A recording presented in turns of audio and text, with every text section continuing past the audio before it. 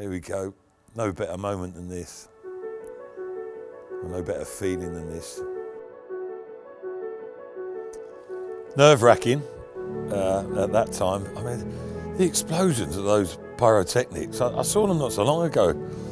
I knew they were loud, I knew they were pretty extravagant, but frightened the life out of most of us, wouldn't they? Went to town on that, and I do remember sort of walking through the mist and the smoke and checking that I was still in the right direction behind Martin to represent, the club as the captain there, walking out on the pitch at Wembley. You've got a job to do, but look at that scene there, all the hordes of Leicester fans coming down the M1. Yeah, we had a few lumps, shall we say, in the team, myself included, Jerry.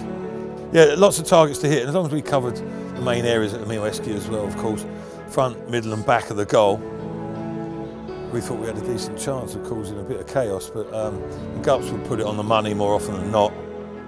It was actually unusual movement for me, anyway, and you can see here a spin and end up goal side of Dave Challoner, who was marking me.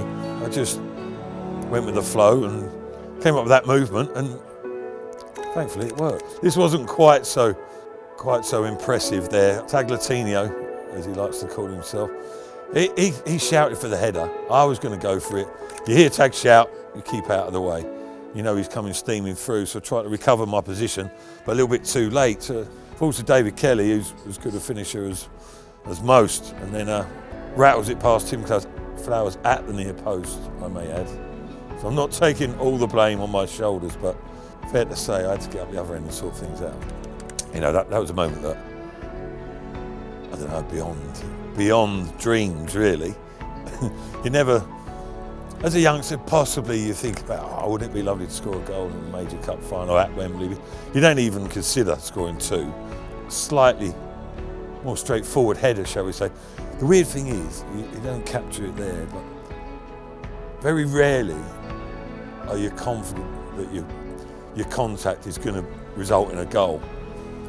But there's actually a picture there of me smiling before the ball goes towards the goal. And in fact, I think there's even one, I'm sort of half smiling before I've even headed the ball. For some reason, I just knew where to put it. That's great looking back on that, seeing the joy on everyone's faces. Phil Gilchrist, my old compadre from Oxford United and Leicester City. Muzzy, top man Muz. That cut on my cheek is not a war wound. I'm getting congratulations off Martin. Not a war wound, that was actually, there's big tags. See, I haven't seen this for many years, if at all.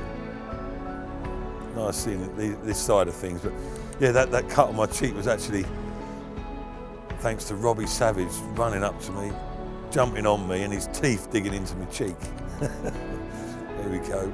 No better moment than this. No better feeling than this.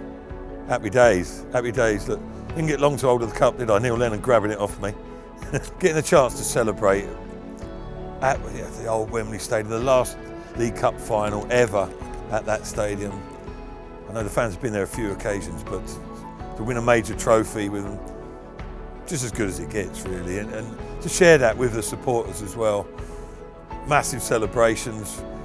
From that moment onwards, see the joy on everyone's faces is brilliant to see, and that carried on all the way back through the night, didn't it?